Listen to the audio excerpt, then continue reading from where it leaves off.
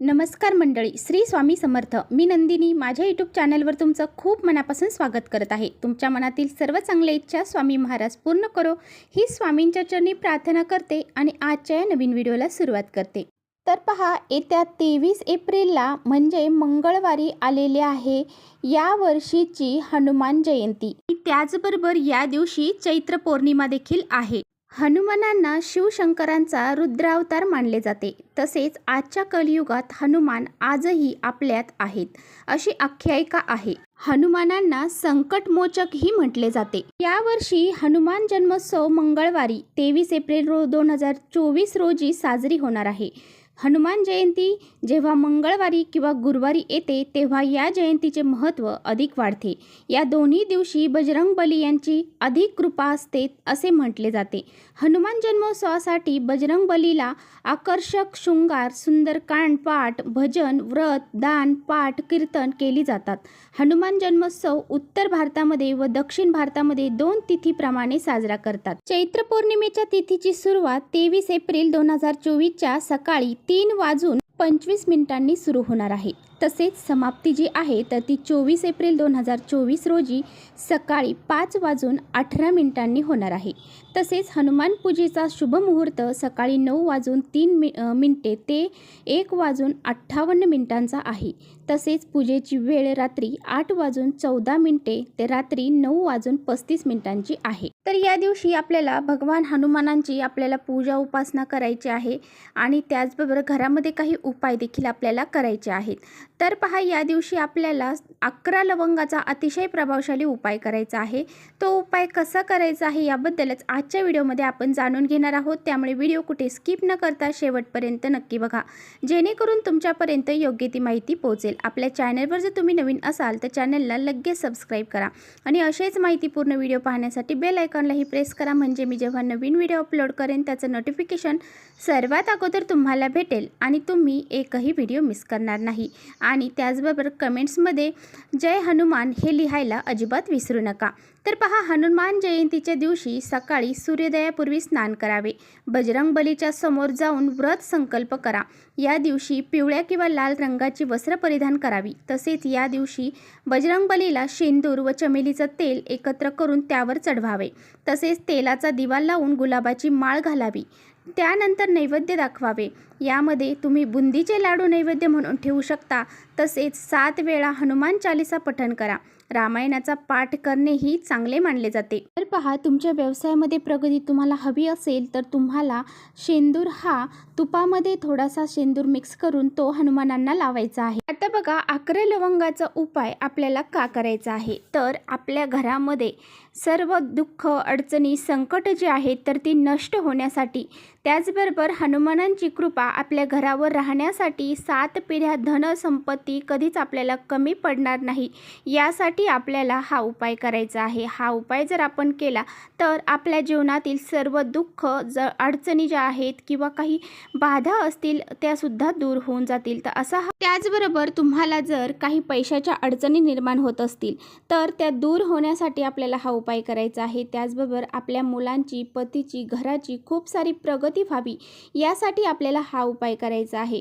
त्याचबरोबर आपल्या घरामध्ये लक्ष्मी येते परंतु ती कोणत्या ना कोणत्या मार्गाने घरातून बाहेर निघून जात असेल तर यासाठी तुम्हाला हा 11 लवंगाचा उपाय करायचा आहे. तर आपल्याला काय करायचं आहे, या उपायासाठी 11 लवंग घ्यायचे आहेत. ह्या लवंग घेताना अगदी आपल्याला व्यवस्थित घ्यायचे आहेत, म्हणजे त्याला पुढे फूल असेल अशा लवंगा घ्यायच्या आहेत. स्क्रीनवर दाखवल्याप्रमाणे अशा पद्धतीने आपल्याला लवंगा घ्यायच्या आहेत. आणि पहा, आवर्जून तुम्ही चमेलीचं तेल घरी घेऊन या आणि या चमेलीच्या तेलाचा दिवा आपल्याला सोबत घ्यायचा आहे.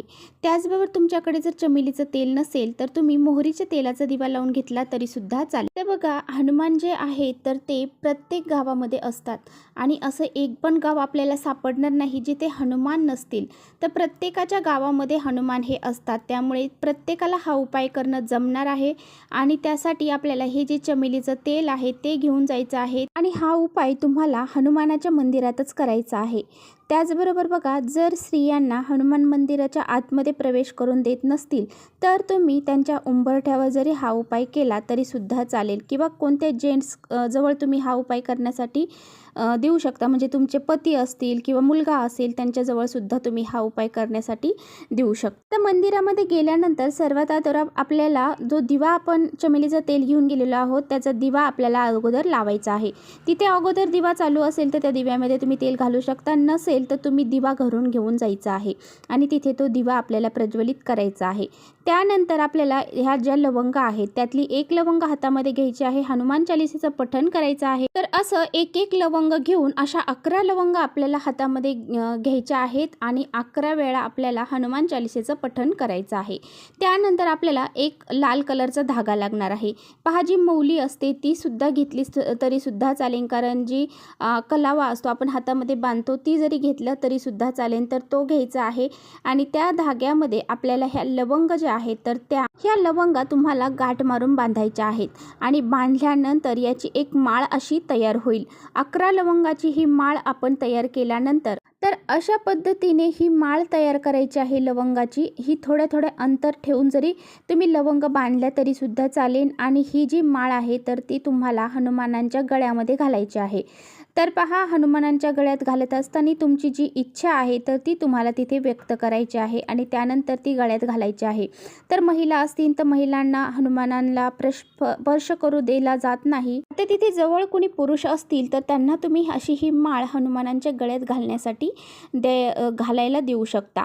नाहीतर मग तुमच्या घरातले पुरुष कुणी असेल त्यांना तुम्ही ह्या उपाय करण्यासाठी सांगू शकता. आपलं नाव आणि गोत्र सांगून तुमची जी इच्छा आहे तर ती तुम्हाला हनुमानांना सांगायची आहे. तुम्हाला जर काही पैशांच्या अडचणी असतील, काही नोकरीबाबत समस्या असतील किंवा मग तुमच्या आर्थिक समस्या ह्या खूप जाणवत असतील किंवा मग तुमची अजून दुसरी काही अडचण असेल ती सुद्धा तुम्ही तिथे व्यक्त करू शकता. घराला काही नजरदोष लागला असेल किंवा मुलांना, आपल्याला स्वतःला, अशा सर्व गोष्टी तुम्ही तिथे व्यक्त करू शकता. ज्या तुम्हाला अडचणी आहेत त्या सर्व तुम्ही हनुमानांना सांगू शकता.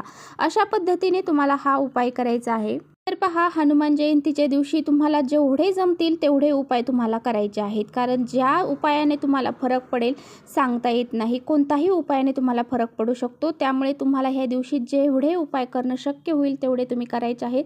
या दिवशी पौर्णिमा देखील आहे आणि हनुमान जयंती आहे, त्यामुळे हा दिवस अतिशय पवित्र आणि अतिशय महत्त्वाचा मानला जातो.